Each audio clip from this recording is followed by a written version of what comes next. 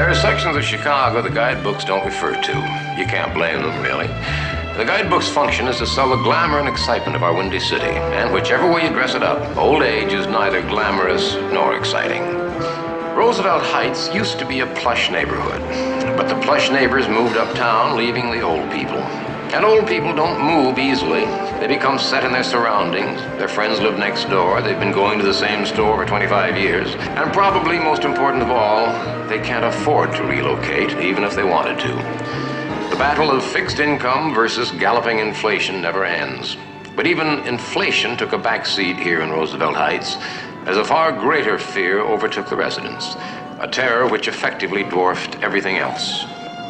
October 14th, one Harry Starman was about to break the law. He'd done it before many times. Gambling on Friday night was forbidden by Hebrew law. So, to escape his wife and to escape going to temple, Harry and his cohorts took drastic measures.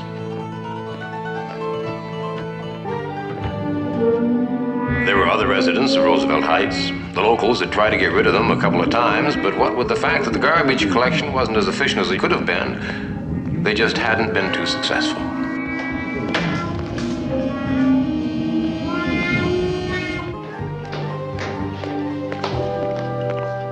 Do you mind if I cut? Good. Wait a minute, cheat? You're late? What's with the late? I stopped to get this. They raised the prices again. You each owe me 50 cents. You still haven't paid for the bottle I bought last week. I paid you. You did not. Joe, I leave it to you. You were there. I paid you, I'm telling. We're gonna play poker or we're gonna schmooze. Penny ante, penny raises? Good. But I paid him. No matter what he said, what are you sitting? Where's the glasses? Glasses, yes. Did you ever get them? No, I always have to get them. And you did not pay me for last week, and don't stack the deck while I'm out. Silly old munch. If it wasn't this table, I wouldn't be found dead here. I hate to go out there. Bacon and ham hocks, pig's knuckles. So who told you to take this job anyway? Then tell a lie so you wouldn't lose anything on Social Security. You know him. You know him. Ante up. Ante up. Hey, did I ever tell you about the time I played with Nick the Greek? You did, Harry, you did. It was in Las Vegas. It was a pleasure to lose to him. He could bluff you without flinching an eyelash. He was an artist. Buck Feynman, 72 years old, a cantankerous old geezer. No one liked him much. But they allowed him to play poker with them once a week because he was a terrible card player and had been known to lose as much as 75 cents in a single evening. Also, his part-time job allowed their group a safe hiding place for their clandestine games of chance. For Buck's case, this particular night, it was too clandestine. Who's there? Looks like, hey, Rabbi Schulman, what are you doing out here? Now, no matter what terrible stories my wife told you, it's still only a penny ante game. Wrong, I know, but it's only penny ante.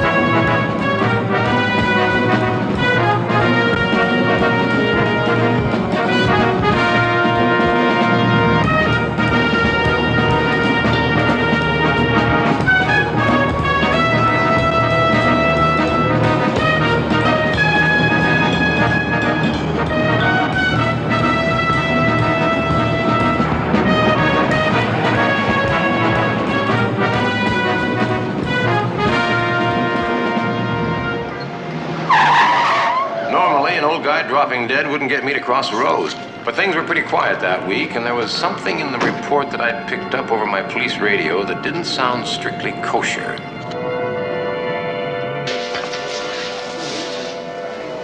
See, that's how it I'll is. move With a heart in the place.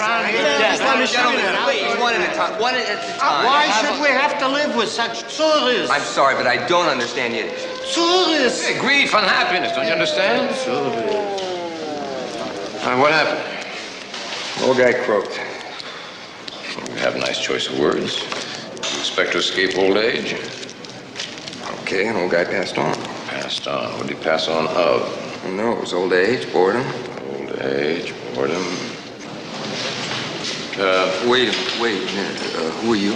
Press. I wouldn't if I were you. Son, I've seen more dead bodies than you've had TV dinners. Oh, yeah. Old age and boredom.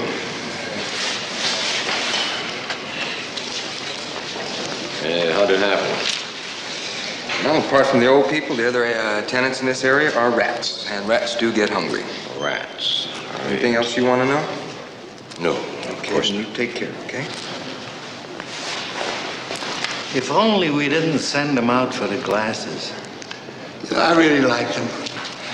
He was a nice guy. Did any of you gentlemen here know the deceased? Sure, I know him. What was his name? Feynman. Buck Feynman. His real name was Julius. Buck, he got from the movies. He loved movies. Hey, you a reporter? Mm-hmm. Then how about reporting, for instance, how come the health department don't get their cans down here and clear out the rats? It's not only here. You see my apartment building around the back. Health department. You work for the health department? Me? Yeah. No, that was my brother. No, he was in charge of printing up quarantine signs. That was a long time ago. What about the rats? Well, we all have rats, sir. I mean, you should see the one I work for. Talking about rats that eat you before you can get a decent Jewish burial. Uh-huh. Well, you may have a point there, Mr. Sir, your name? Yeah. Starman. Starman. Harry Starman. You writing this? Yes? Starman. S-T-A-R, one R. R, one R. One R, yeah. Starman. You know, I understand we've all got problems, and we gotta handle them. Okay, I understand that. But on top of all of that, rats? Rats that chew you up before you even get cold? Well, how long was he dead? You see, we were playing poker. I brought some wine, he went to get some glasses, and about a half hour later, we went to look for him. And that's when we found him, right, fellas? Right. 1/2 hour. Half hour. What did the police say? Nothing. Nothing official. Unofficial? Well, it had to be longer than half an hour for Feynman to be devoured, that the old guys made a mistake and they're getting senile. Well, it is an old people's neighborhood. Well, old doesn't have to be synonymous with senility, Tony. How old are you? Just imagine. There's all these old people hanging on to whatever they've got left out of living in this ghetto with flesh-eating rats breeding all around them like rats. All right. Here, put it on the wire. Well, take out that bleeding heart stuff. Bleeding hearts? Me? Where? Oh, the tragic death of Julius Feynman, age 72. Tragic offends you. Just make it the death of Julius Feynman, age 72. We don't want to imply that we're tossing brickbats at the sanitation department for malfeasance or anything like that. You're a real crusader, Tony. Well, listen, you've got a good angle there. Just get more of it. You get some damning facts and I'll go with you all the way. We'll slam anyone who's responsible. Really? You're going to throw a few brickbats, are you? Or is that too rough? Maybe we can just pelt him with some wet biscuits. Here, maybe you ought to sign this. What is it? Just sign it, Tony. I gave Harry a few bucks. What for? Come on, Tony, just sign it. Well, you won't be any harm. I mean, apart from a pension, he's got nothing.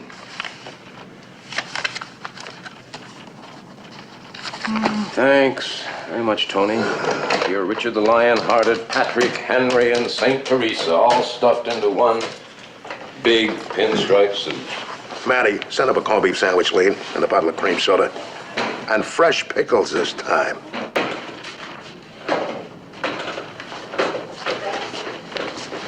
Well, you're working late tonight, Miss Emily. Oh, I'm helping out with the advice column. All these poor people, such problems. Look at this.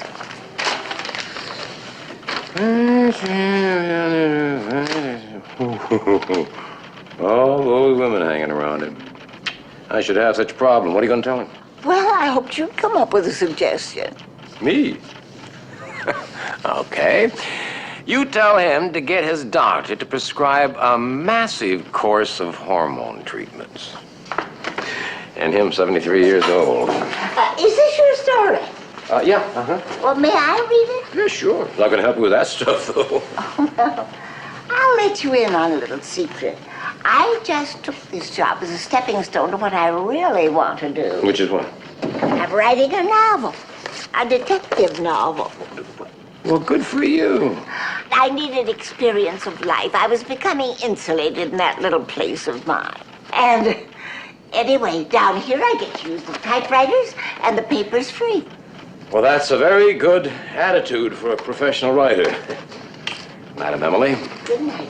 When you're finished with that, give that to Martha to set on the wire.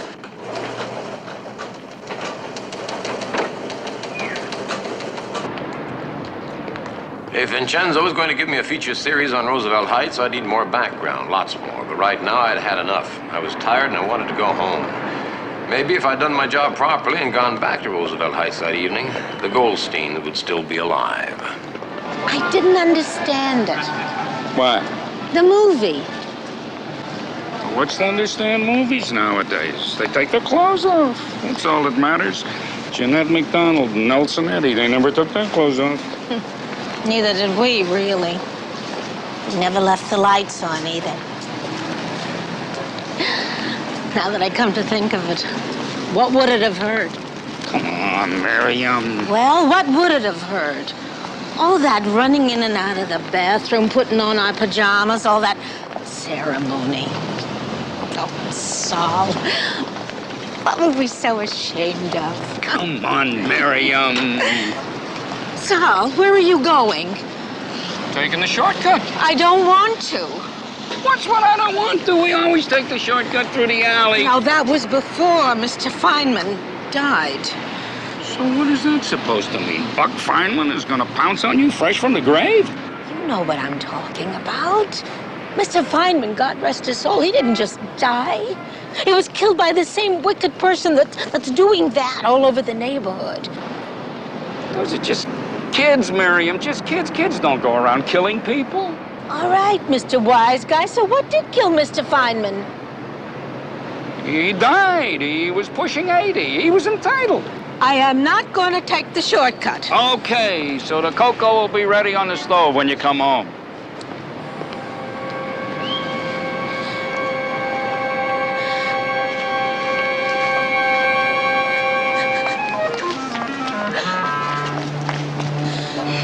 Sal? You're a stubborn man, Sal Goldstein. My feet hurt.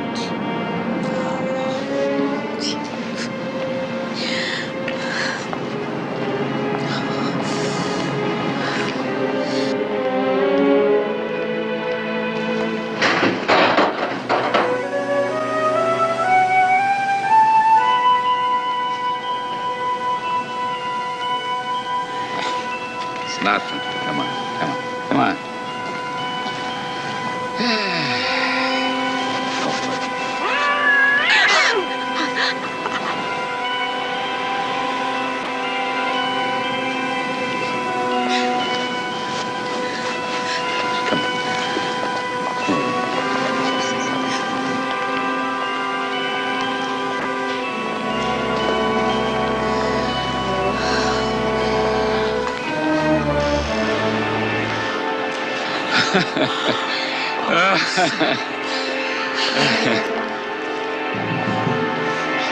Good evening, officer.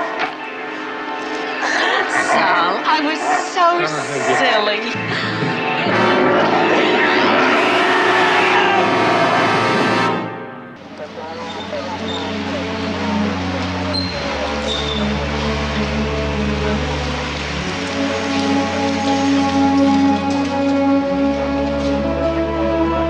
Someone called in the middle of the night to let me know what had happened, more or less. I say more or less because that someone was too hysterical to make much sense, but the little that I could glean made it hard for me to sleep.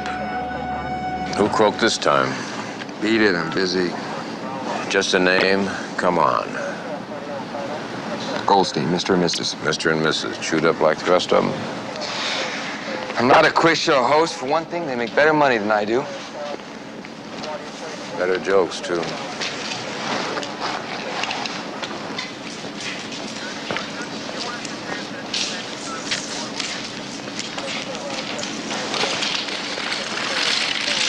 Mr. Kolchak, Hi, Mrs. Starman. Why aren't you home in bed? Who could sleep in an atmosphere like this? Listen, Mr. Kolchak, I know who did it. Yeah, sure. Please, Mr. Kolchak, listen to me. I'm telling you, I know who did it. Mrs. Starman, would you do me a favor? You're right in my picture. But you don't understand. I'm the one who called you. You what? I called you. Why didn't you identify yourself? Didn't I? Come on, Mrs. Starman. Let's have a talk.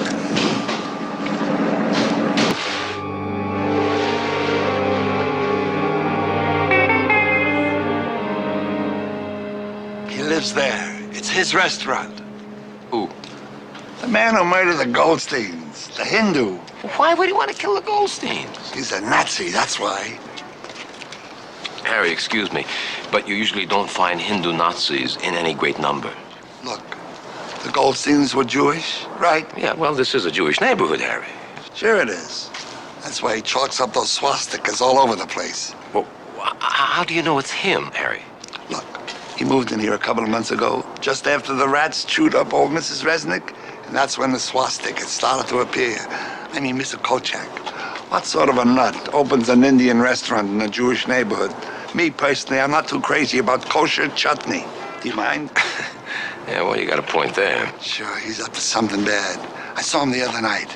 He was painting swastikas all over the door and fence back where he lives and back of the restaurant. I'm telling you, he's as crazy as a bedbug. He is. Who are we talking about? All right, Harry, let's go see.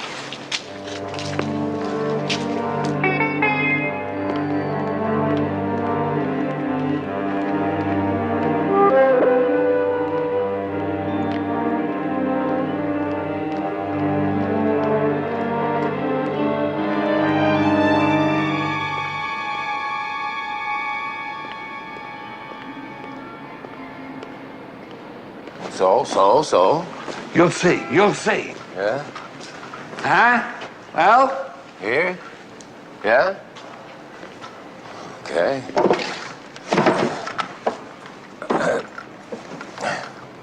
Huh? Was I right or was I right? You was right. You want to join me? Are you kidding? I can barely climb the stairs, let alone a fence. I'll wait here. Keep your eyes peeled, huh?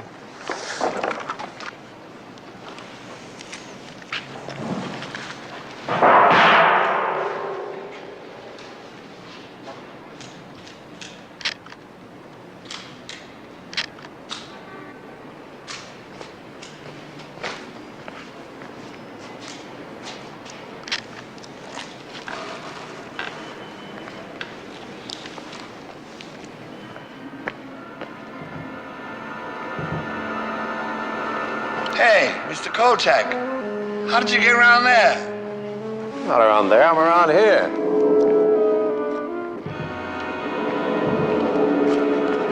Mr. Kolchak!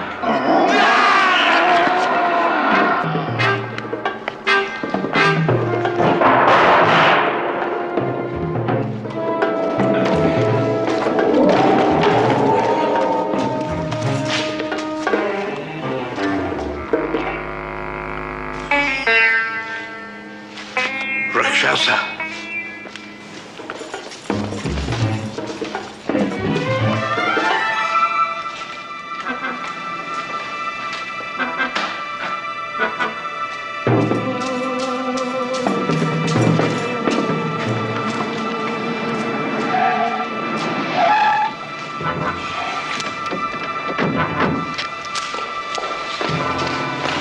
Well, I'm glad to see you guys.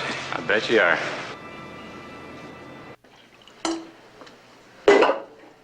Okay, Kolchak. Let's have it one more time. Okay, this will be the fifth one more time. Oh? You got nothing better to do, have you? You kidding? Now, you and Harry climbed over this fence, right? I went over, Harry stayed outside. Why? Why what? Why did Harry stay outside? He was an old man. His fence climbing days are over. Maybe he was afraid of you. Maybe you ought to have your marbles examined. Oh, boy. I love a wise guy. Okay, keep going, Kolchak. Well, let's see. I dropped down over the fence. He was back there. I moved out a little and took a couple pictures. And then I heard him scream.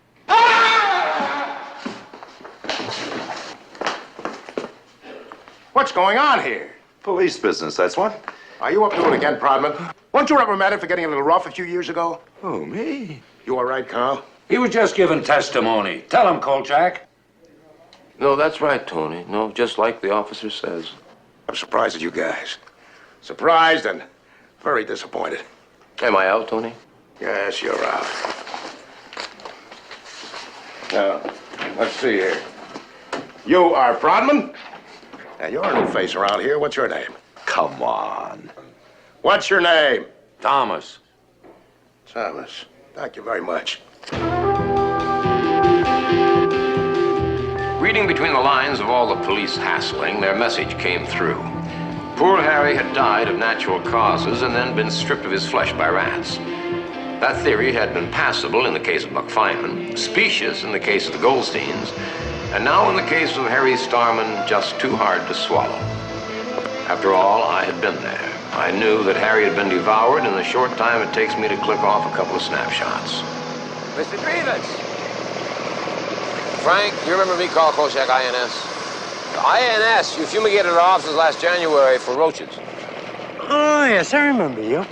You still leaving those half-eaten donuts and bagel crumbs all over your desk? Ain't much any exterminator can do for you. You keep up that kind of behavior. I don't eat bagels. Vincenzo eats bagels. Oh, yes, you did.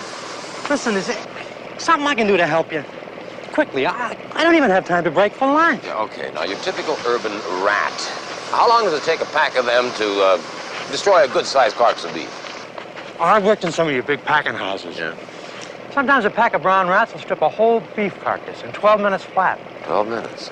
Oh, and then again, sometimes the joke's on them. They get caught in the grinding machinery. Listen, you're getting spray all over your sandwich. Poison? Well, what difference does it make? It's all loaded with chemicals and preservatives anyway. 12 minutes for a steer, huh? How about 1 minute for a human-sized carcass? Oh, if they're deprived of their normal food, it can do wonders. But 1 minute? I think you're getting into the piranha category. It just don't seem feasible to me. Thank you. And bon appetit.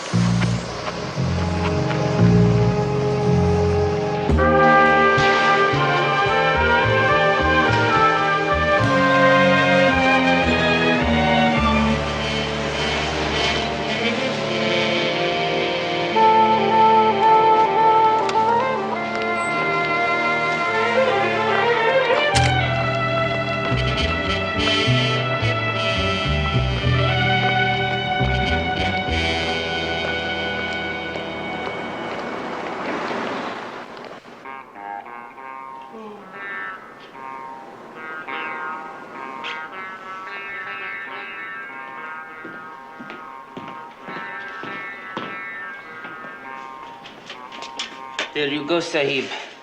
Magum bak. Magum Bak. What is it? Beef curry. Beef curry. Well,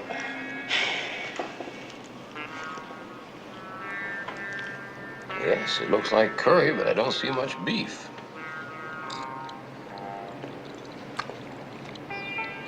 Well, it's not bad.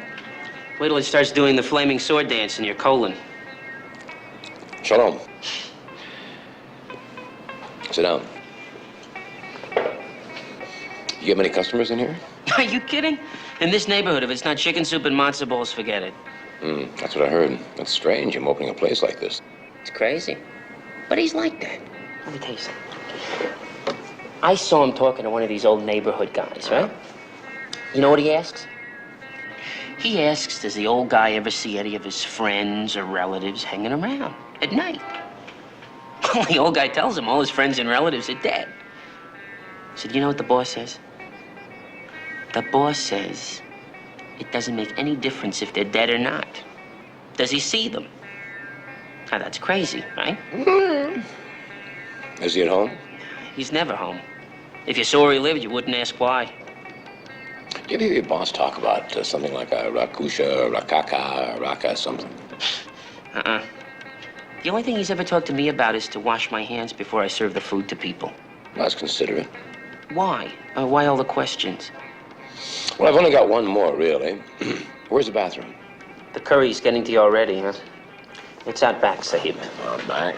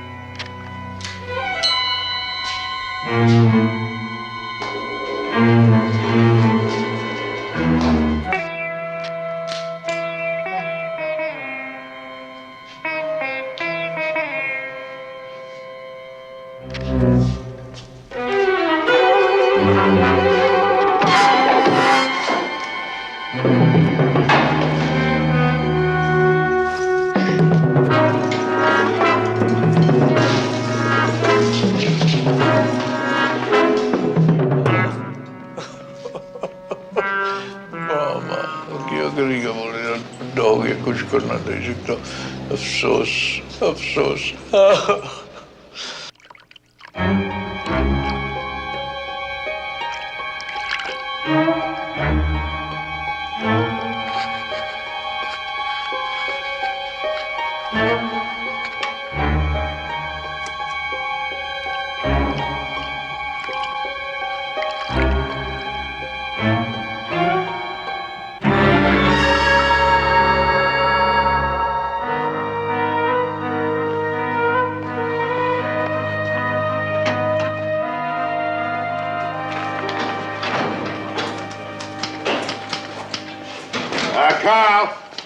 Carl.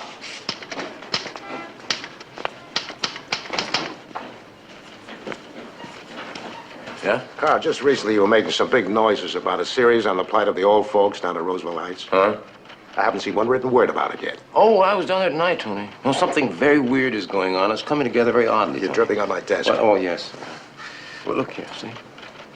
Oh, that's a national disgrace. A man that age having to eke out a living as a busboy. No, those are East Indian clothes, Tony. He tried to kill me with a crossbow. A crossbow? Yeah. Yeah, look here. This is where he lives, see? See those swastikas on the wall? Wait a minute. A crossbow? Yeah, for crying out loud, a crossbow. Look, see there, right in his hand? It's kind of blurry, but you can sort of make it out if you squint your eyes a little bit. A crossbow and swastikas, and he lives in Roosevelt Heights? Yeah, that's right. Listen, I've been doing a little reading. Apparently, the Nazis did not invent the swastika. It's a Hindu sign. It's very old, used to ward off evil spirits. Ward off evil spirits? That's right. You know, in the year 1066, the Saxons lost the Battle of Hastings because their crossbows were no match for the Norman longbows in terms of range and accuracy. In that way, two disparate cultures were melded. You know, Ron, in your own quiet way, you're...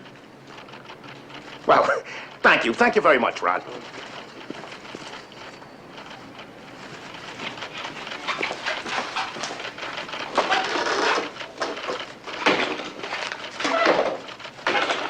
Don said, what is it going to drive me into a state institution? Yeah, Tony, I heard this man say something about a Rakusha or an Aksha or something. You ever heard anything like that?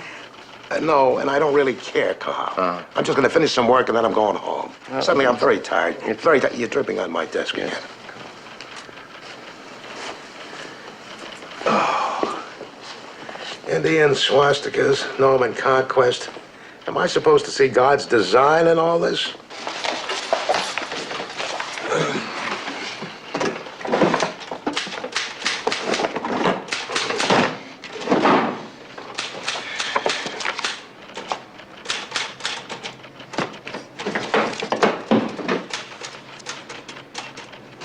March 3rd, 12:15 a.m. Officers York and Boxman, 12th Precinct, making their normal rounds.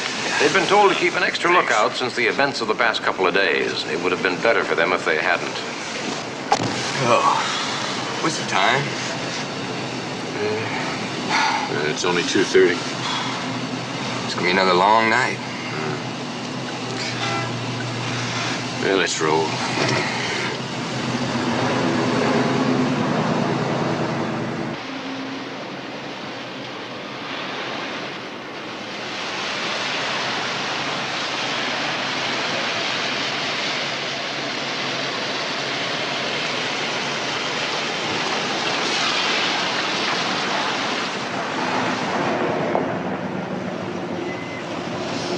Stopping for?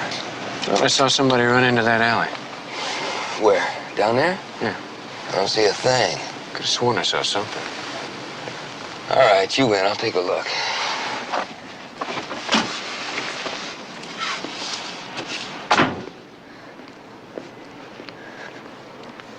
Tomorrow night, I'm driving all night long. Okay.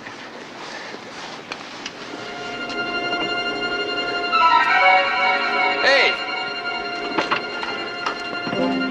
Hey, you in there! What'd you see? There's somebody creeping around in there.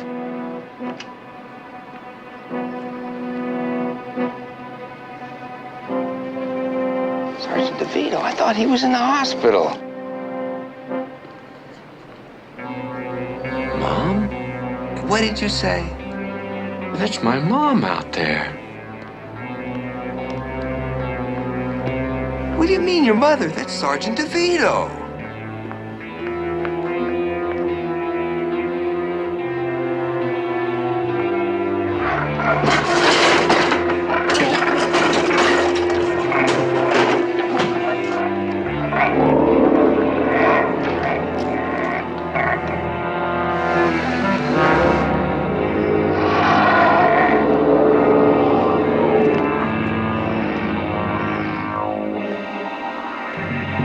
Sorry, just stay back.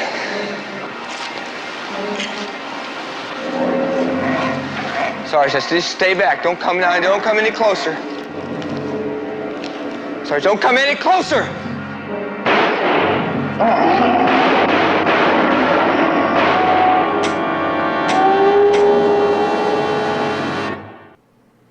This is one of my most prized possessions. I doubt seriously you'll find a better 3rd century rendering of the goddess Kali anywhere in the world. I always like to say, the 3rd century is when the cult of Kali flowered. Cauliflower, vegetable.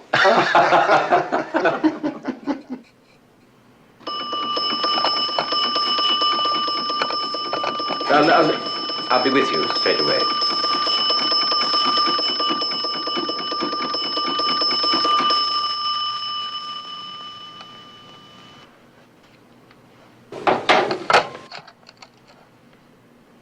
Excuse me, will you feel free to browse? Oh, Mr. Marriott Lane. Yes, my name is Carl Kolchak. I'm with the INS, and you, sir, are the foremost expert on East Indian arts. And I have a few questions for you. It's Lane Marriott, not Marriott Lane. Yes, certainly, certainly. Now, let me see what I can do about not putting the cart before the ox. Now, I'm trying to find out something about a creature named Raka Shushi, Raka Lanki, Raka something. I didn't hear it too well. But there are a plethora of Indian words beginning with those syllables. Well, yeah, well, this rock takes pleasure in eating human flesh. You're talking about the Rakshasa. Oh, that's business it. house. That's it. Good. Well, that's all right. Don't worry about me. I don't have to be back at the office. Now, go on. Give me the poop about this Rakshasa. Well, the Rakshasa is the disciple of Ravana. Ravana, whose deeds were so horrible he stopped the sun and the moon in their course. You know, I had a date with a girl in college just like that once. Mr. Kolchak, I value my time. If it's your intention merely to be a music hall wag, please state so. No, please. I was just trying to ease the tension, and I noticed that you were a man who appreciated a good joke over there. I mean, cauliflower. Yes, not again. Good. Yeah. Well, go on. Well, a Rakshasa is an evil spirit who can possess a man's mind and delights in the consumption of human flesh. Really? Well, I had a run-in with an old Indian. Maybe it was a Pakistani. I don't know. Anyway, he tried to kill me with a crossbow. Now, is it possible that he's a Rakshasa? Think, man, think. I just told you a Rakshasa is a spirit, a myth. They're not real. However, a crossbow is the method prescribed in legend by which one may destroy a Rakshasa with arrows blessed by the divine Brahma himself. Well, then this old man was trying to kill a Rakshasa, or thought he was. Well, why would he take a shot at me? The chap's actions seem understandable to me somehow. Oh, you do enjoy a good joke. So that's all the Rakshasa are after, huh? Eating people. After Ravana, their leader, was killed, the Rakshasa lived on leaderless. They drifted into a timeless limbo, where, according to legend, they send emissaries into the living world to see if the time is right.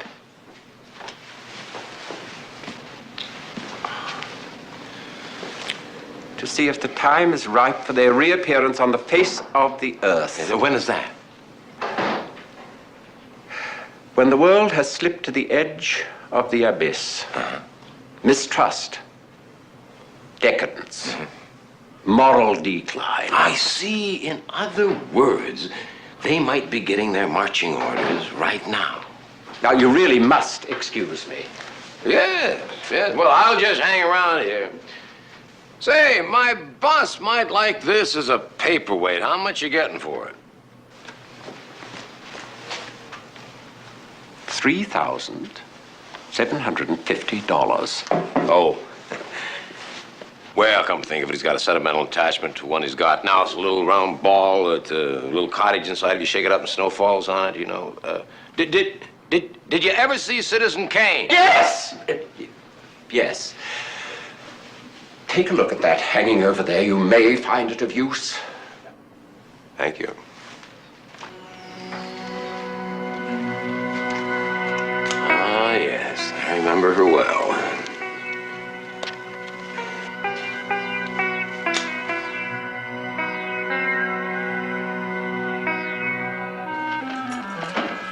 Tony? Yeah. Oh, this is it, huh? Yeah. The story that starts out with the rodent problems of the lower income old folks and degenerates into this drivel about some evil spirit that comes from New Delhi and makes sandwiches out of people. Say, Hindu spirit's got nothing to do with New Delhi. Also appears to his victims as Carl Kolchak, but actually looks like Bongo the chimp with fangs. See, he only appeared to Harry Starman as me, Tony. Why don't you read the thing thoroughly? Now, the Rakshasa have magical powers. They seduce the victim to death by taking on the image of someone the victim trusts. And poor Harry Starman, he trusted you. Well, obviously, he never had to depend on you to come up with a cogent story, something that'll turn a profit. Tony, you gotta put this story on the wire now. If only one paper picks it up and prints it, some butchery may be prevented. Put this on the wire, put myself up for ridicule, put myself on unemployment? Now, think about it a moment, Tony. Just think about it. Consider the logic. Before Harry died, he called my name. He thought he saw me. Now, that young cop, what's his name? York. The scuttlebutt is... Scuttlebutt? The rumor is that he believes he saw Sergeant Ernest DeVito, a guy who's been a father figure to him all of his life, and DeVito was on sick leave because of a coronary. Oh, he just wigged out because he saw his partner get hurt. Well, what did happen to his partner? Eaten by rats while York stood by and watched? Come on. Listen, it's the way the Rakshasa works. He plucks images from the brains of those he wants to slaughter. Someone he knows that they can trust. Even if the paper's printed as a joke, it might make sense to some of those old people, worry them into being careful. Sure would make sense to them. They're senile. Just a minute. You may be my employer, but you're walking on eggs when you talk that way, Buster. I'm sorry, but this is a little too much. Come on, Tony, do it. Will you do it? Put it on the wire, will you? As far as I'm concerned, it's bedtime for Bonzo. Vincenzo, where are you going? That's none of your concern. Vincenzo, come back here!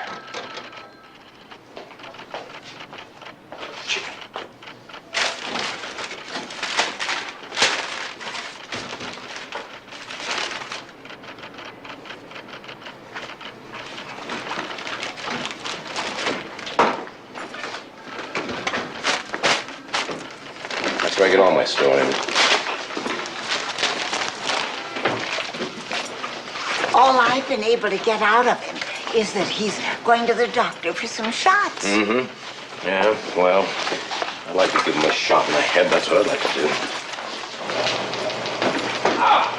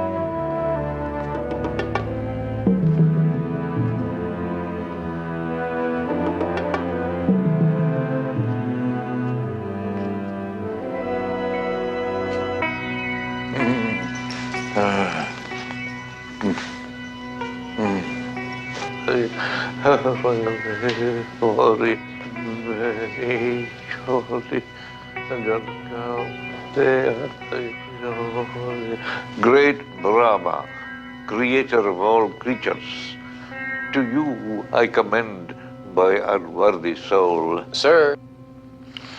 No, wait. I'm not the Rakshasa. I'm the Kolchak. Karl Kolchak. Please, I wish to apologize for last night. I thought you were... The Rakshasa? Yes, I'm sorry. I never thought I would be old. Look at me now.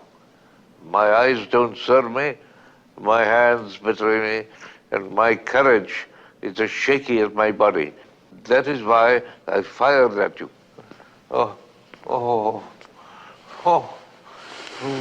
very ill. It looks like you've got a fever here. Listen, I've got a car outside. Let me take you to the hospital. No. I have to remain here and try to complete my task. Hunting the Rakshasa? Yes. I am a servant of Brahma. I must do my duty. For 60 years now, I have roamed the world seeking and destroying the Rakshasa wherever they appear. Have you ever gotten any? Oh, yes. Yes, indeed. A few. 60 years. How old are you? I'm nearly 80.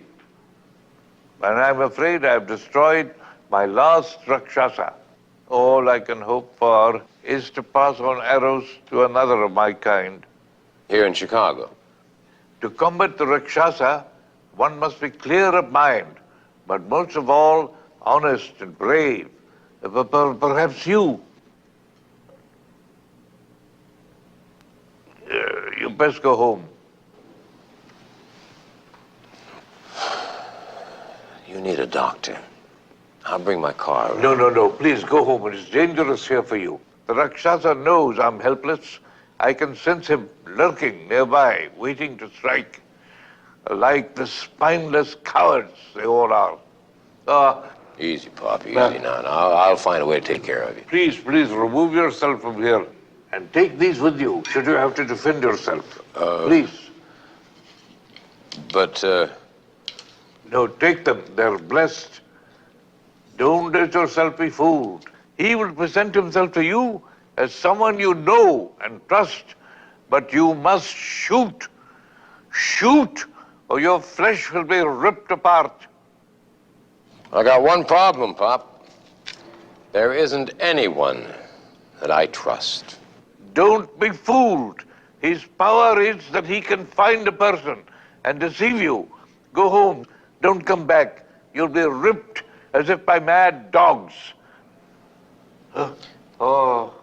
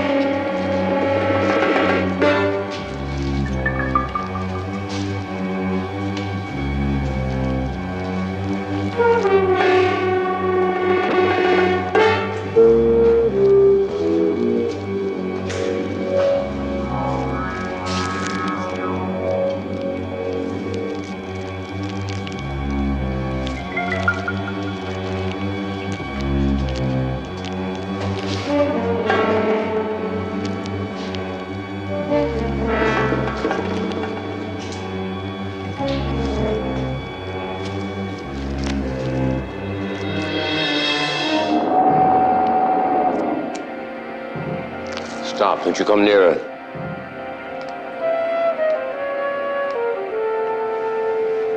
Emily?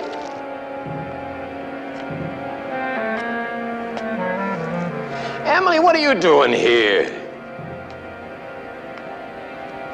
Did you answer me? Well, I just had to follow you. You know all about the haunts of criminals, and I wanted to have some real-life research for my novel. Well, I don't care about your novel. Now, if you don't stop right there, I'm gonna have to shoot you. Oh, Carl, I just wanted to experience a case for myself. Put down that bow. You're scaring me. Well, then you stop walking. Carl. I mean it, Emily. I really mean it. I'm frightened down in this bad place. Emily?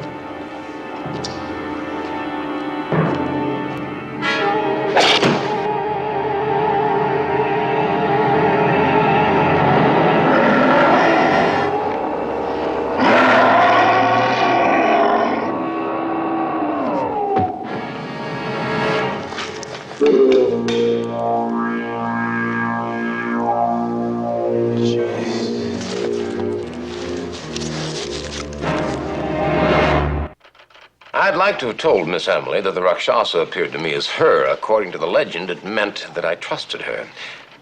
But then I would have also had to tell her that I shot a steel arrow straight into her.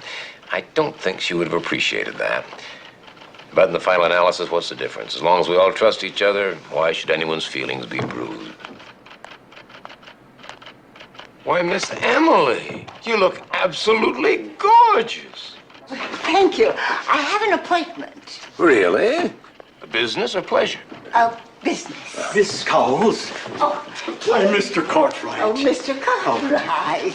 Mr. Cartwright, Mr. Kolchak. How do you do, sir? My pleasure. It must be very nice working with such a great lady. Allow me. She gives the best advice, even medical advice. Oh, I'm sure. She's right on the button. Yes. Yes, Mr. Cartwright. Oh, hormones. Oh, Mr. Cartwright. Good luck, Emily. Thank you.